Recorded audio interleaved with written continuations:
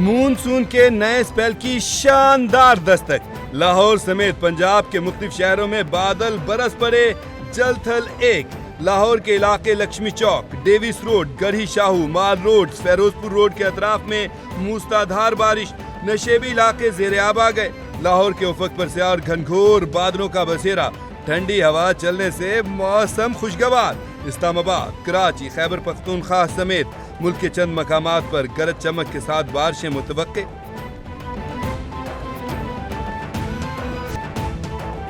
امریکی صدر Donald Trump نے ایک اور جنگ رکوا دی۔ صدر ٹرمپ نے آذربائیجان اور آرمینیا کے درمیان جنگ بندی معاہدے پر دستخط کرا دیے۔ آذربائیجان اور آرمینیا نے مکمل جنگ بندی کا معاہدہ قبول کر لیا۔ آذربائیجان اور آرمینیا امریکی صدر ٹرمپ کی قائدانہ صلاحیتوں کے معترف نکلے۔ صدر آذربائیجان اور وزیر اعظم آرمینیا نے صدر ٹرمپ کو نوبل انعام دینے کی سفارش کر دی۔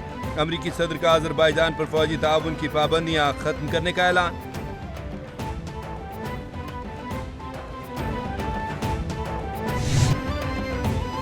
آذربائیجان اور آرمینیا تجارت اور معیشت کو ترجیح دیں گے۔ دونوں ممالک بڑی جنگ کی طرف جا رہے تھے۔ امریکی صدر ڈونلڈ ٹرمپ کا کہنا ہے کہ ایک دوسرے کی خود مختاری اور علاقائی سالمیت کا احترام کریں گے۔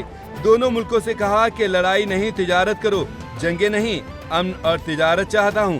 پاکستان اور بھارت کے درمیان جنگ بھی رکوائی۔ روس اور یوکرین جنگ بندی کروانے کے قریب ہیں۔ 15 اگست کو روسی صدر پیوٹن سے الاسکا میں ملاقات ہوگی۔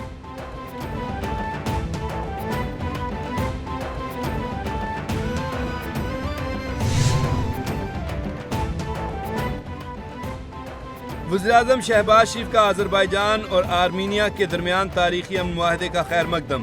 شہباز شریف نے پیغام میں کہا، صدر ٹرمپ کی سرپرستی میں تاریخی امن معاہدے کا خیر مقدم کرتے ہیں۔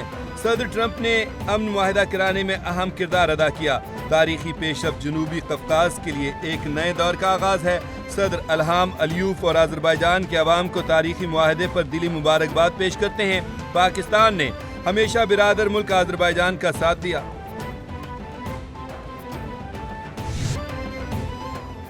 جناح ہاؤس، عسکری ٹاور سمیت 3 جلاؤ گھیراؤ کے مقدمات میں اہم پیش رفت۔ انسداد دہشت گردی عدالت لاہور نے سابق اپوزیشن لیڈر قومی اسمبلی عمر ایوب کی عبوری ضمانت کی درخواست نے خارج کر دی۔ عدم پیروی کی بنیاد پر عدالت نے عمر ایوب کی 1 روزہ حاضری معافی کی درخواست بھی مسترد کر دی۔ انسداد دہشت گردی عدالت کے جج منظر علی گل نے عبوری ضمانت پر سماعت کی۔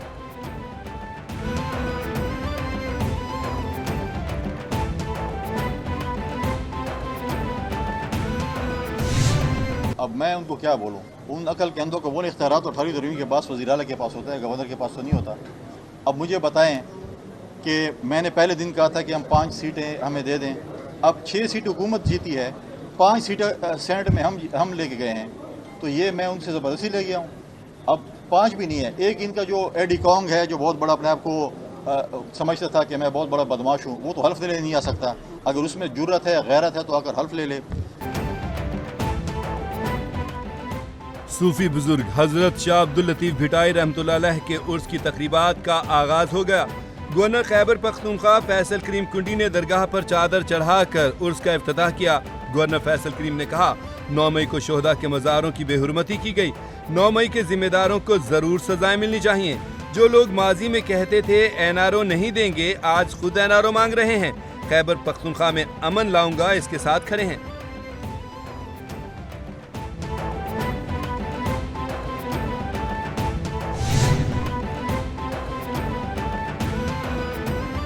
گندم کی کاشت سے پہلے حکومت پنجاب متحرک۔ وزیر اعلیٰ مریم نواز نے گندم کے کاشتکاروں کی معاونت اور پیداوار میں اضافے کے لیے جامع پلان طلب کر لیا۔ پنجاب میں گندم کی بوائی سے قبل زرعی مداخل کی لاگت میں کمی کے لیے اقدامات کا حکم۔ وزیر اعلیٰ نے کہا کہ گندم کے کاشتکار کو اکیلا نہیں چھوڑیں گے، پورا ساتھ دیں گے۔ پنجاب کے کاشتکار کو زیادہ سہولت اور حکومتی معاونت حاصل ہے۔ چھوٹے کاشتکار کو ریلیف کے لیے ٹارگیٹڈ سبسڈی دی جائے گی۔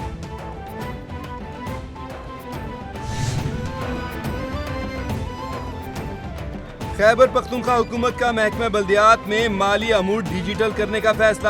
تمام وصولیوں کو ڈیجیٹل نظام پر لانے کے لیے لوکل کونسل بورڈ کا مقامی حکومت کو مراسلہ جاری۔ راستے کے مطابق تحصیل اور ٹی ایم ایز میں ای چالان اور کیش لیس نظام کے تحت وصولی کی جائے۔ تمام مالی لین دین اب صرف ای چالان پلیٹ فارم کے ذریعے ہی ہوں گے۔ فیس، مارکیٹ کرایوں، جرمانوں اور دیگر محصولات کی نقد وصولی بند کر دی جائے گی۔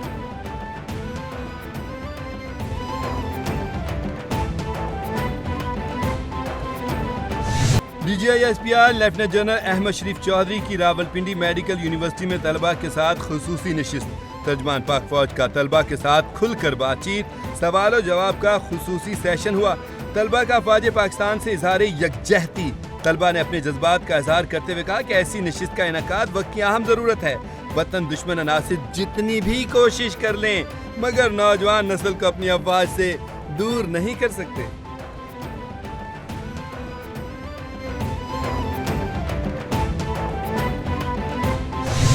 اشارہ قائدین پر ایک ہمارا ایونٹ ہے جو 11، 12 اور 13 اگست کو 3 بھارت کو تاریخی وہ بڑا خوبصورت انداز میں اشارہ قائدین کو سجایا جائے گا اور وہاں پر بھی یقیناً شہری اس سے کافی محظوظ ہوں گے۔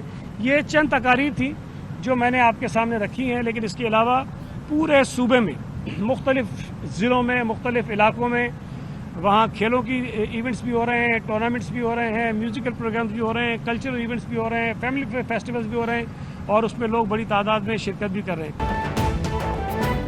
بھارت کو تاریخی شکست دینے پر بھرپور جشن منائیں گے۔ جشن آزادی اور مار کا حق ایک ساتھ منایا جا رہا ہے۔ شہری جشن آزادی تقریبات ہمارے ساتھ مل کر منائیں۔ ایکسپو سینٹر میں مار کا حق مشاعرے کا انعقاد ہوگا۔ 13 اگست کو نیشنل اسٹیڈیم کراچی میں سب سے بڑا ایونٹ ہوگا۔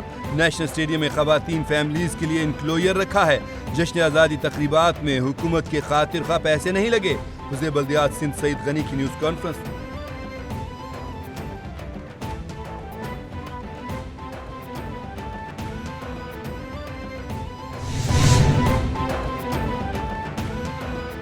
عوام پر اطلاق ہو گیا۔ نان فائلرز کے لیے بینک سے رقم نکلوانا مزید مشکل۔ ٹیکس کی شرح میں اضافہ۔ یومیہ 50,000 سے زائد رقم نکلوانے پر 0.8% ٹیکس لاگو ہوگا۔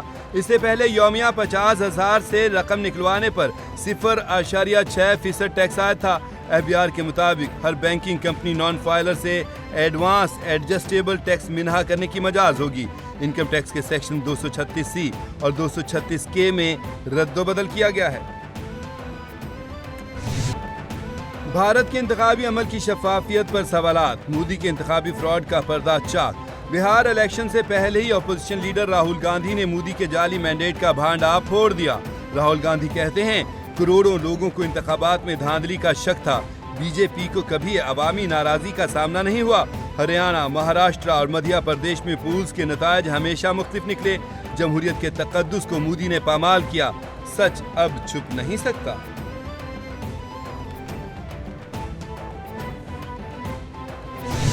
اور صہیونی فورسز کے غزہ پر وحشیانہ حملے جاری۔ 24 گھنٹوں میں امداد کے منتظر 21 افراد سمیت مزید 36 فلسطینی شہید ہو گئے۔ غیر ملکی میڈیا کے مطابق بھوک سے مزید 4 اموات ریکارڈ کی گئیں۔